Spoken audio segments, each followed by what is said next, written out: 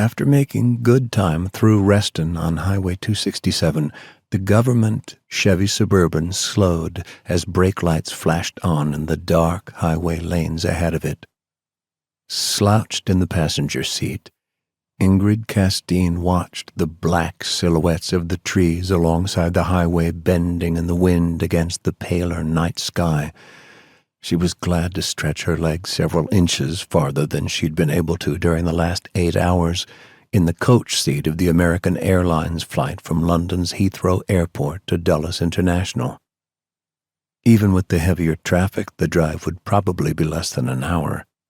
There was a familiar ride, down past the Beltway Loop through Falls Church toward the Potomac, but she wouldn't be going to the Office of Naval Research building as she usually did. Tonight, she was summoned to an office in the Pentagon. Probably she was to be transferred again.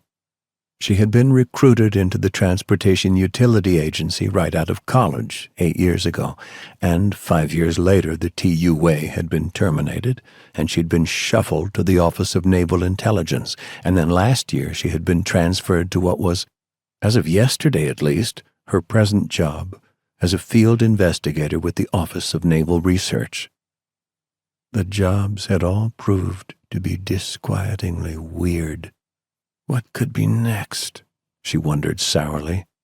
Was there a sub-department of tactical astrology? An auxiliary office of dowsing? She shifted in her seat and glanced at the driver. Short haircut, dark suit, apparently in his early 30s like herself.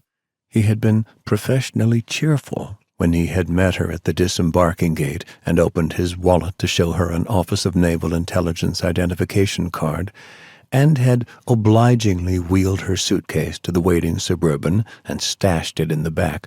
But when she had asked why it was ONI that was picking her up, and why she was being taken to the Pentagon, he had simply shaken his head in evident distaste.